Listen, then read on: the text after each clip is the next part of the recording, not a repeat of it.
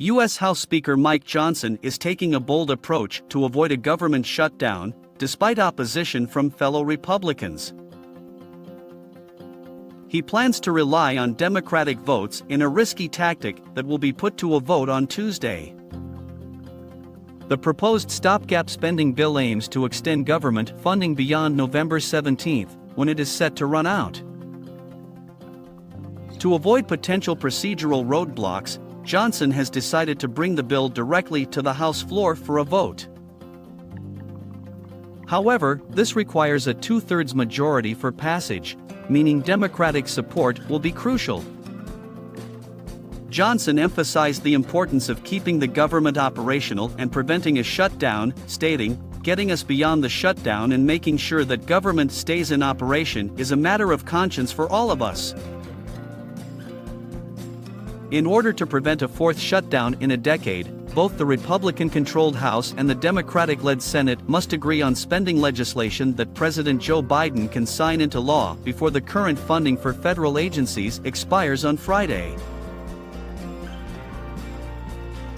Democratic House leaders have expressed their support for Johnson's plan, highlighting their satisfaction with the absence of deep spending cuts or controversial policies on abortion and other social issues.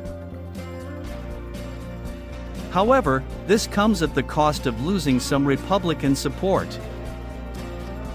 Representative Kevin Hern, who leads a group of conservative Republicans, estimated that 30 to 40 of them could vote against the bill.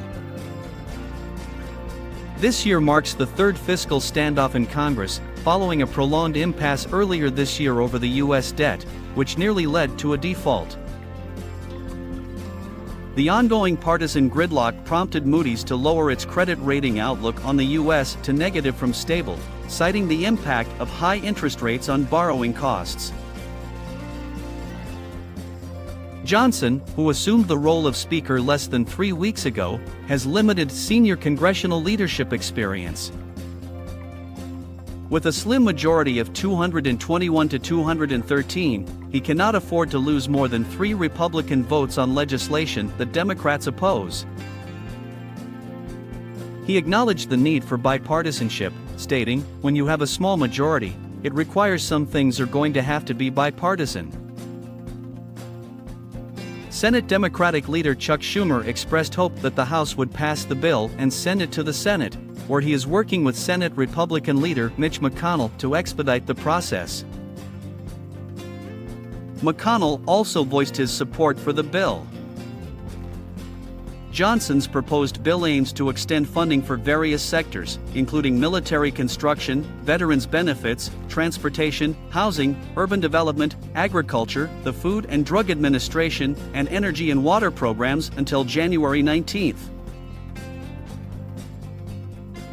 However, funding for all other federal operations, including defense, would expire on February 2. Johnson's political strategy mirrors that of his predecessor, Kevin McCarthy, who relied on Democratic votes to pass a stopgap spending bill on October 1.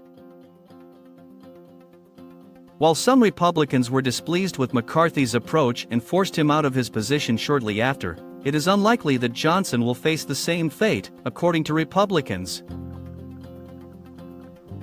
Nevertheless, hardliners have drawn parallels between the two situations, with Representative Chip Roy stating, "Here we are. We're doing the same thing."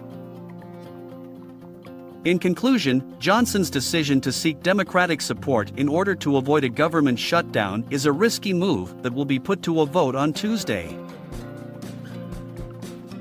The outcome will determine whether the government can continue to operate beyond November 17.